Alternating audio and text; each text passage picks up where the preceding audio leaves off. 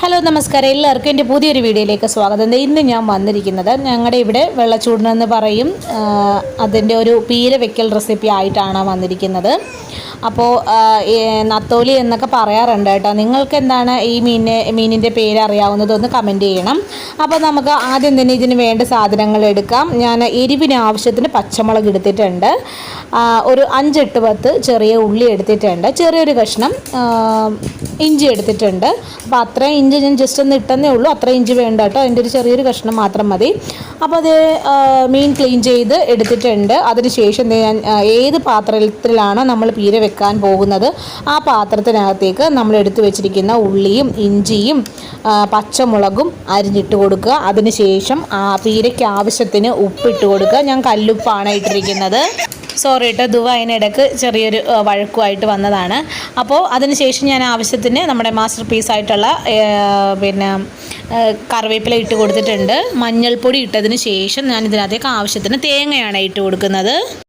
ഇത്രയും ചേർത്ത് കൊടുത്തതിന് ശേഷം ഇത് കൈ വെച്ച് നല്ലവണ്ണം ഞെരടി എടുക്കണം കേട്ടോ. നല്ലവണ്ണം ഞെരടി എടുത്തതിന് ശേഷം ഞാൻ ഇതിനകത്തേക്ക് പുളിവെള്ളം ചേർത്ത് കൊടുക്കുന്നുണ്ട്. അപ്പോൾ ഞാനിവിടെ പുളിവെള്ളമാണ് ചേർത്ത് കൊടുക്കുന്നത്. എൻ്റെ വീഡിയോസ് നേരത്തെ കണ്ടവർക്കറിയാം. അപ്പോൾ നിങ്ങൾക്ക് കുടംപുളി ഡയറക്റ്റ് ഇതിനകത്തേക്ക് കഴുകിയതിന് ശേഷം ഇട്ട് കൊടുക്കാം. അതൊക്കെ നിങ്ങളുടെ ഇഷ്ടത്തിനനുസരിച്ച് ചേർത്ത് കൊടുക്കുക. അത് നല്ലവണ്ണം തിരുമിയതിന് ശേഷം ഞാൻ മീനാണ് ഇട്ട് കൊടുക്കുന്നത്.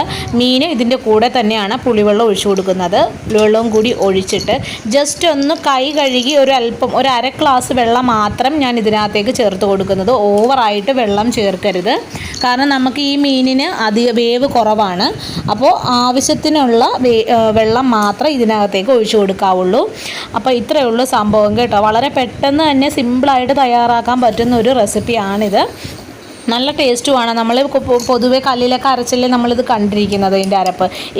ഇങ്ങനെ ഒന്ന് നിങ്ങളൊന്ന് ചെയ്ത് നോക്ക്. ഇഷ്ടപ്പെട്ടാൽ ഒന്ന് കമൻറ്റ് ചെയ്ത് എന്നെ അറിയിക്കണം. മീനിട്ട് നമ്മളിത് ഉടനെ തന്നെ അടുപ്പിലേക്ക് വെക്കണം. ഒരു കുറച്ച് സെക്കൻഡ് പോലും മീനിട്ടതിന് ശേഷം നമ്മൾ താഴെ ഫ്ലെയിം ഓൺ ചെയ്യാതെ വെക്കരുത്. അപ്പോൾ അതിൻ്റെ ഉളുമ്പ് ഇറങ്ങുന്നതാണ്. അപ്പോൾ ഇങ്ങനെ ചെയ്തതിന് ശേഷം നമുക്ക് ഫുൾ ഫ്ലെയിമിൽ തന്നെ വെച്ച് കൊടുക്കുക. നല്ലവണ്ണം തിള വന്നതിന് ശേഷം ലോ ഫ്ലെയിമിൽ വെച്ചിട്ട് വേണം നമുക്കിത് പറ്റിച്ചെടുക്കാനായിട്ട്. അപ്പോൾ അതേ നമുക്കൊന്ന് തുറന്ന് നോക്കാം. നല്ലവണ്ണം തിളച്ചിട്ടുണ്ടെന്നുണ്ടെങ്കിൽ നമുക്ക് ലോ ഫ്ലെയിമിലേക്ക് മാറ്റാം.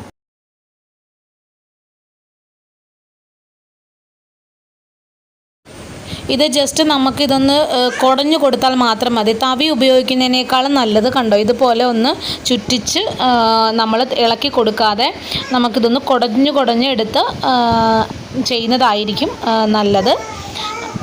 അപ്പോൾ നമുക്കിതൊന്ന് പറ്റിച്ചെടുക്കാം. അപ്പോൾ ഇതേ നമ്മൾ വെച്ചിട്ട് ഒരു 5 മിനിറ്റിന് ശേഷം നമ്മൾ തുറന്നപ്പോഴത്തേക്കും ഇപ്പോൾ ഇതുപോലെ അതിൻ്റെ വെള്ളം കുറച്ച് വറ്റി വന്നിട്ടുണ്ട്. അപ്പോൾ നമുക്ക് ജസ്റ്റ് ഇതൊന്ന് ഇളക്കി കൊടുത്തതിന് ശേഷം ഉപ്പ് പുളിയ് വേണമെന്നുണ്ടെങ്കിൽ ഇപ്പോൾ ചേർത്ത് കൊടുക്കാൻ കേട്ടോ. ഞാൻ ഉടയ്ക്കാതെയാണ് ജസ്റ്റ് ഒന്ന് ഇളക്കി കൊടുക്കുന്നത്. ദുവ കയ്യിലിരിക്കുന്ന കാരണമാണ് എനിക്കങ്ങനെ ചെയ്യാൻ പറ്റാത്തത് കേട്ടോ. അപ്പോൾ നമുക്ക് ചെറിയൊരു വെള്ളത്തോടു കൂടി നമ്മളിത് ഓഫ് ചെയ്യുകയാണ്, എങ്കിൽ മാത്രമേ ഒരു ടേസ്റ്റ് ഉണ്ടാവത്തുള്ളൂ. അപ്പോൾ നിർത്തുന്നതിന് തൊട്ട് മുമ്പായിട്ട് കറിവേപ്പിലയും പച്ചവെളിച്ചെണ്ണയും കഴിച്ചു ഓഫ് ചെയ്യുക.